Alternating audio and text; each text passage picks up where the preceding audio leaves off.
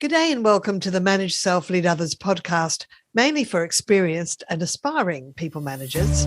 I'm your host, Nina Sunday, and I want to thank C-Suite Radio and C-Suite TV for their support and sponsorship. I truly appreciate you. And this is the show to help you explore ways to become the best version of yourself at work as a manager. Each episode, you'll hear from some of the brightest business minds on the planet who share your passion to elevate and transform team culture. They share insights in self-leadership and leading others, and together we can make workplace culture better. Are you ready? Because it's time to manage self, lead others.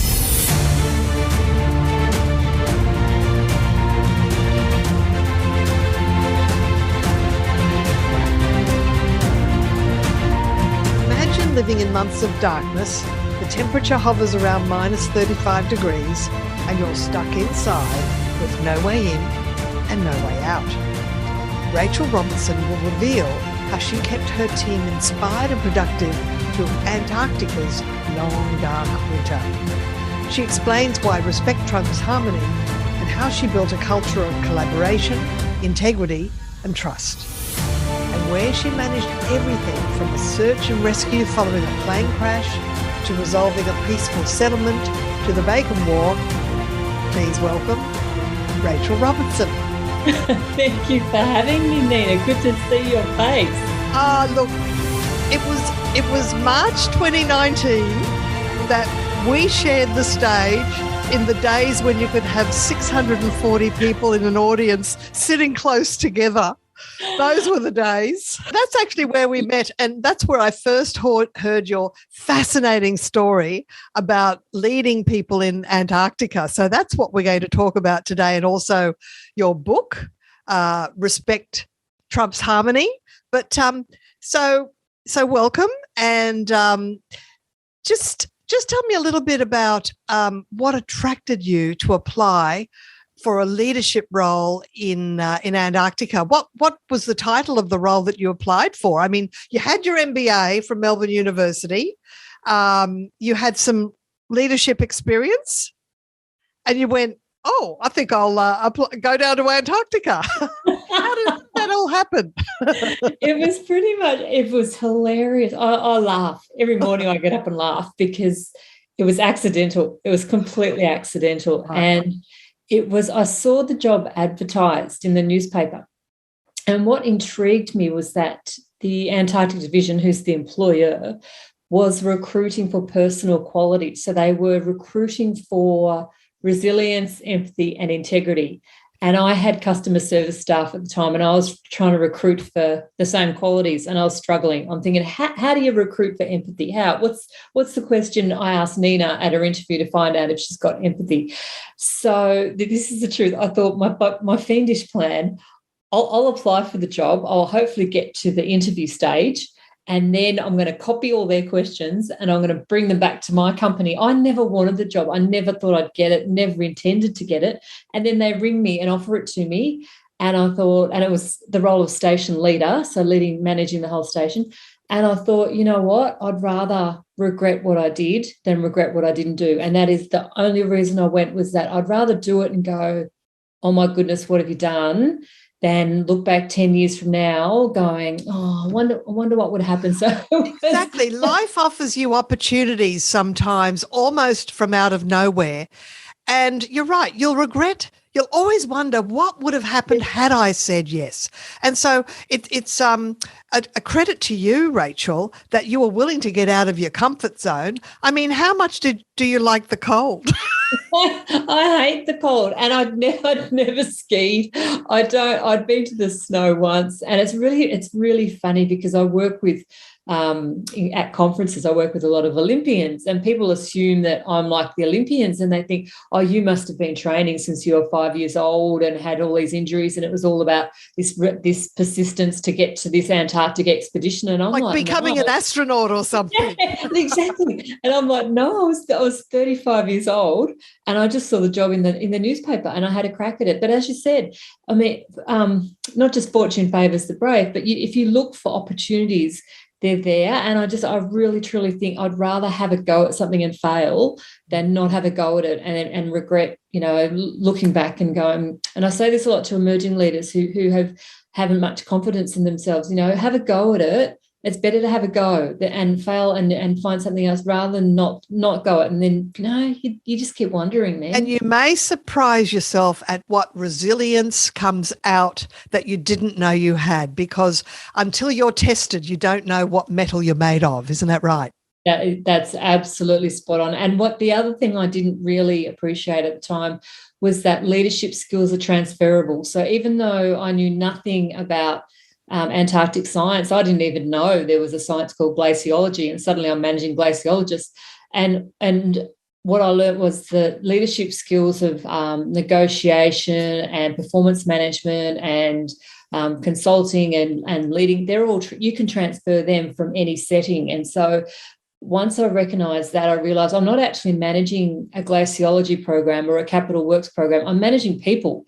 And if you're managing people, that's the same leadership role. You can take those skills to any setting as long as you've got those skills in the first place. And that's why the Antarctic Division do it. So they recruit specifically for leadership experience and then teach you. I had to learn the Antarctic Treaty and I had to learn environmental policy and waste management. But you can learn that from a textbook. But the leadership stuff only comes with experience. You learn from experience. So they recruit for leaders with deep experience, and then they'll teach you everything you need to know about Antarctica, thankfully. Well, I've got lots of juicy questions to ask you about leadership, but first, I'm really curious about the environment in Antarctica. How cold does it get? How long is it dark? Just a little bit about that. Do you see penguins and whales? What do you see? Tell us, paint a picture for us. Yeah, look, and I got it wrong. I thought it was completely white. I thought it's beautiful and white. It's not. The sun in summer, the sun hits these crystals in the sky and they refract light. And so there's greens and pinks and blues and colours that don't even have names. And so in summer it's beautiful and colourful, and the penguins are there, the emperor penguins and the Adelie penguins and the seals. In winter, it's completely different. Winter, it's dark 24 hours a day. We can't go outside. We're stuck indoors with just the 18 of us. There's no wildlife. It's boring. It's a Groundhog Day. It's a completely different setting. There's also, in summer, there's 120 people. So they're all our scientists doing climate change research. So we've got 120 people there in summer. So it's like a big, massive party. It's fantastic. And then in winter, for me, it's a very different role. It's around morale and keeping people motivated, and completely different in winter. But it's a stunning, absolutely stunning place. So what was the biggest crisis you had to deal with during the 12 months you were there? Probably the biggest one was probably we had a plane crash. We had a bolt sheared off the landing gear, and I've got 4 people stranded 500 kilometres away. Now, they had 10 days worth of food on board, which is standard operating procedure. But until I could get an engineer out there to fix this plane, they're stuck there. And here I am, I've never managed. I'm managing a search and rescue for the lives of 4 people, and I'm like, oh my goodness. And it was just, the team were brilliant in a crisis, because for leaders, when you're leading in a crisis like that, it's not just the crisis reaction. You've also got business as usual. So while I'm trying to find a way to get an engineer out there to fix this plane, I've also got another 112 odd people on the station who need to be reassured. And I learned a lot about being seen to be leading. So it's not enough in a crisis just to be leading. You actually need to be seen to be leading. So even though my natural instinct was to work with the search and rescue team and rescue these people, work out what are our next steps, I made myself leave the control centre and walk around the station and walk into the lunchroom and say hi, so people could ask me questions and see me. And that seemed to reassure them that it's under control, because my natural instinct was to stay and manage it. But I realised if they don't see me or hear from me, then they'll fill in the gaps. And sometimes the gaps are the work. Yes, because it's like you're withholding information, and by being visible, you're leading from the front. And if you're calm, they'll be calm. In the summer, you had about 120 people. What is the size of the team? What does it reduce to in the winter? So winter, we have 18 people, and the very big difference in summer is that it's like a big company, and if somebody is irritating you or annoys you or pushes your buttons, you can avoid them. You avoid them. You just don't see them for 100. You don't see them. You can just stay clear. But when there's only 18 of you, if someone's pushing your buttons, it's really hard to hide. And that's why my ethos or going in, my main goal was I was really frightened that someone would spiral with depression or someone would explode with anger, because I didn't feel like I had the ability or the tools to deal with either scenario. So I thought, how do I create a culture where we speak up, where we deal with stuff like adults, we speak up, we raise the issue, and then we move on. And so everything I did with this team was designed around creating this open environment where we would speak up and we'd deal with things. And they were such a different team, that the diversity was extraordinary, and not just across gender and age, but the biggest challenge in diversity was actually thinking preferences. So it was my electrical engineer from Germany who was right into the detail of everything, as engineers are, and Germany is quite a precise culture, so he was very precise. And he's with my plumber from Mudgee, who's into approximates and guesstimates, and he makes up stuff for a joke, and they really clashed at the start. And my job was to actually show them that that's the way their brains operate. They're not trying to irritate you. It's just that they're a different thinking preference and different style. It's classic Myers-Briggs or classic Herman brain dominance, all that stuff that we've learned. But these people had never learned, because most of them were tradespeople and haven't done any that kind of training. So my job was to sort of take off the table this mateship, which was really challenging because Australia has this culture of mateship. And I sort of took it off the table and said, you can be mates, that's awesome, but I don't expect it. If I don't expect you to love each other, I don't even expect you'll all like each other. I do expect you'll treat each other with respect. And that's why it became the number one thing. Respect was absolutely everything to us, everything. And so that's why the title of your book is Respect Trumps Harmony. So tell us about, is there such a thing as artificial harmony? That's something that Patrick Lencioni wrote about in his book, The 7 Dysfunctions of a Team. And he sort of goes on to talk about, not having fear of conflict. So you don't hold back your opinion just because you're a mate or you're a friend and you don't want to disagree with somebody. Maybe you have to disagree, but you can do it with respect. So tell us how you managed that.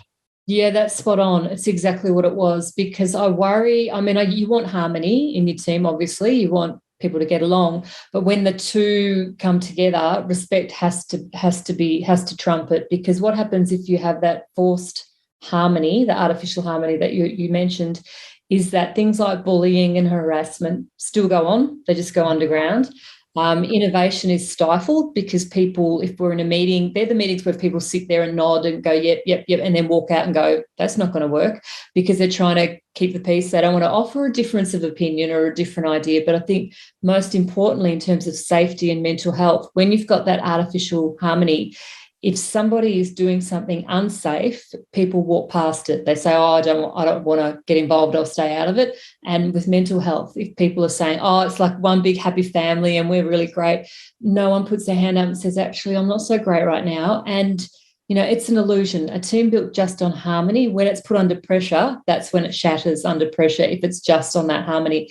My team were great. In the plane crash, they were fantastic in an emergency, but it was never because we loved each other and half of them didn't like each other. It was just because we had a foundation of respect.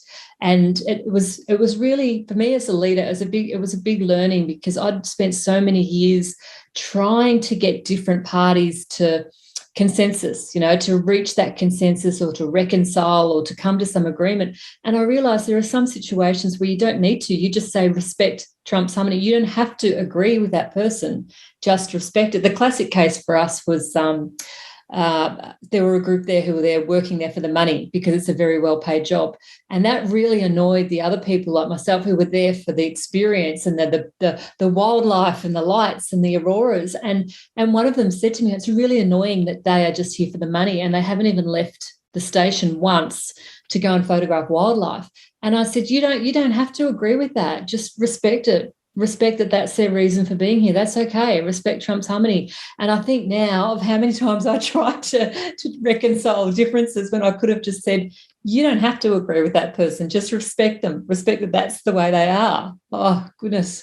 Absolutely. And so when you've got diverse people working towards a common goal, then they can, in fact, realize that respect is more important than harmony. You can agree to disagree.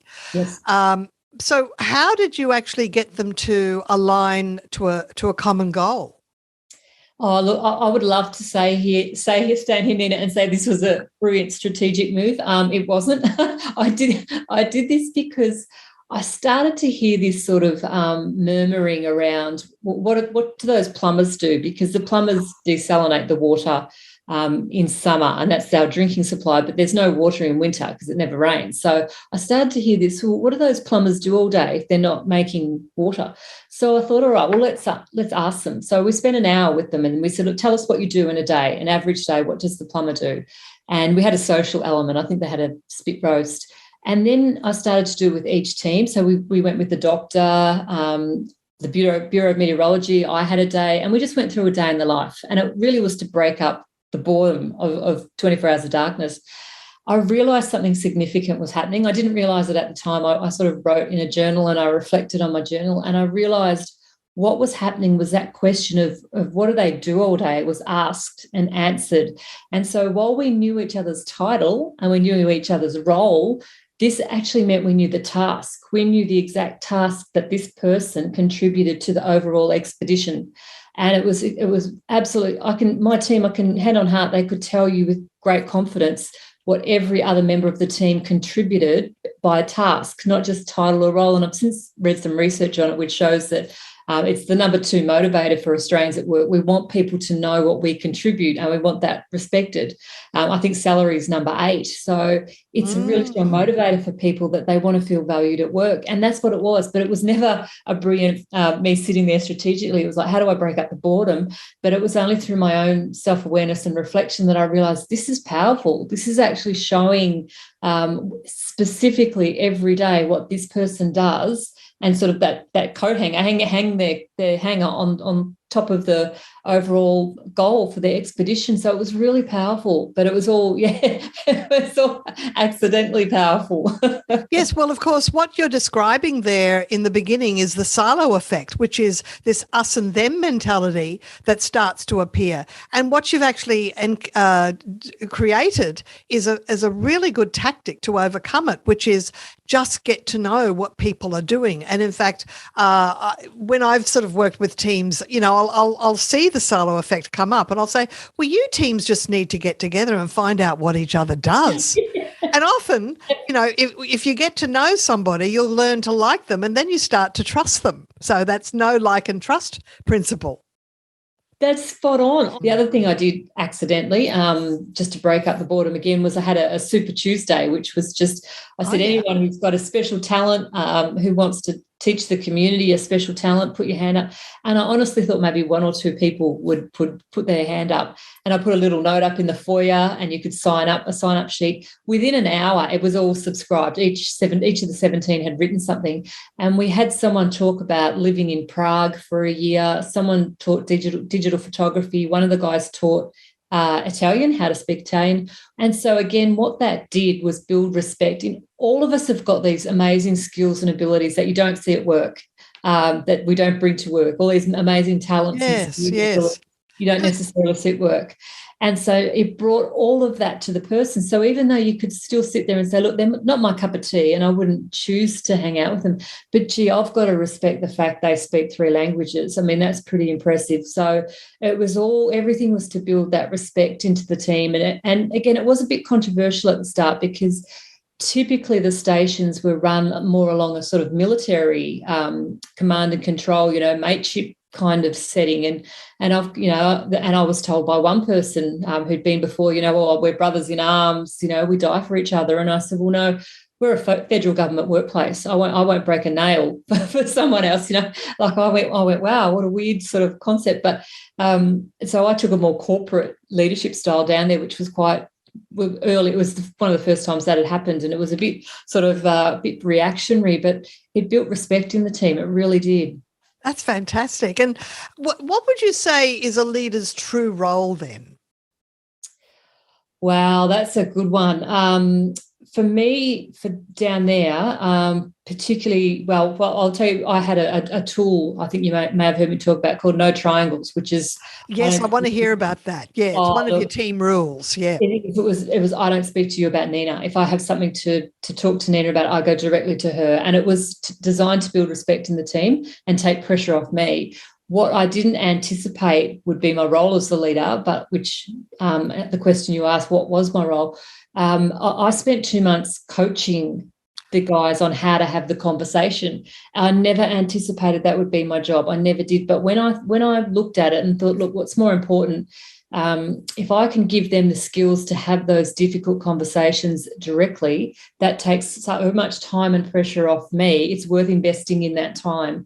Now, there's no way I thought that's what I would be doing, but it was something that I made a call. If I can coach them around how to approach each other professionally, respectfully, and in a timely manner, that's going to, again, build respect in the team, but also free up my energy, because those conversations are exhausting. And I'd sit there thinking, oh, I need to go and see so-and-so. They're one of my best expeditioners and I haven't spoken to them, for a couple of days. I need to go and say, you're doing great. But I was so darn tired from these conversations that I didn't have the energy. So as soon as I did it, suddenly I've got all this energy and productivity available. It was amazing. Oh, isn't that interesting? Because they were actually dumping on you and you said, no, I won't accept that. You have to have your own conversation, but also you empowered them. Is there a particular template or, 4-step process that you succinctly taught them that helped them find exactly the right words to say, or?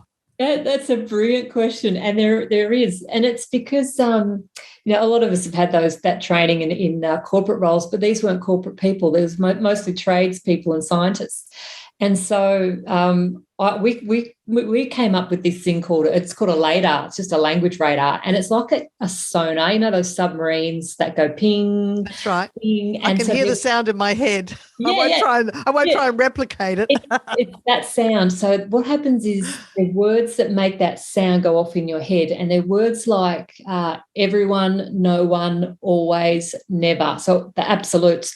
So never say never. My team wouldn't come to me and say, oh, Rachel, everyone thinks, because straight away I hear the sonar, the ping, and I'm like, everyone. They say, oh, well, not this one and not that one. Okay, so it's not everyone, it's you. Same as if you say, I need to sit with you, I need to talk to you because you're always late for work. The minute always is out of your mouth, I'll say, well, last Tuesday I was 30 minutes early. And then it becomes really emotional. And that's what I had to teach them or coach them, to take the emotion out and deal with facts. So the fact is you are due here at 8:30. The fact is you arrived at 9 o'clock. They're facts. We had a conversation last week. You said there's no reason you can't get to work on time. These are facts. You can't argue with facts. Now, one of the stories you talk in your book, you talk about the bacon war and the fact that it was indicative of a deeper issue. Tell us about that. The baker, I had no idea, honestly, until one of the team came to me, the plumber, and he said, we need to have a meeting to decide how to cook the bacon. Why? Because the plumbers like it soft and the diesel mechanics like it crispy, and we need to have a meeting so you can decide how it should be cooked. And this, on a Monday morning. So the chef cooks every other morning. We're only talking about Monday mornings here. And I got to the bottom of it. I did the root cause analysis, so those 5 whys, why, I got to the bottom of it. It turns out the relationship between the two teams had broken down over the use of a vehicle, and they thought the other team was deliberately cooking the bacon the opposite way to irritate them. And I thought, wow, this has actually got nothing to do with bacon. It's about respect. They're feeling disrespected. And I started they created a whole story in their head too that was a made-up story.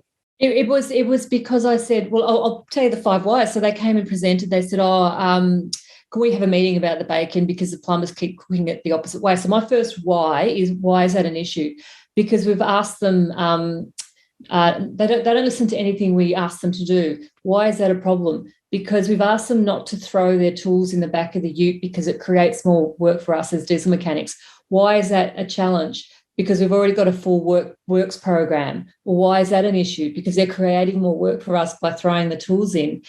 Why is that why does that bother you? Oh, because it's disrespectful. I'm like, bang, there it is. That's what it was actually about respect. It was nothing, it manifested in the bacon. And so then we identified all of these little things. And the classic one was dirty coffee mugs, and those offices that you walk into and they have a sign saying your mother doesn't work here. Put your dishes in the dishwasher. And people say to me, oh, it's only dishes. And I'm like, no, it's not dishes. It's disrespectful. It implies my time's more important than your time. So I'll leave my stuff lying around and you can pick up after me. But also it's called the ladder of inference, where people assign a motivation behind a behavior that may or may not be true. And then often it springs from they're disrespecting me. So that's why if you can deal with situations, confront with them early, then and fast feedback, then you're going to prevent that resentment that comes up. So so it seems like you came up with a really good plan to circumvent that problem. Now, I know you've worked with about more than 1,500 teams in Australia and probably around the world. Is that right? That's true, yes.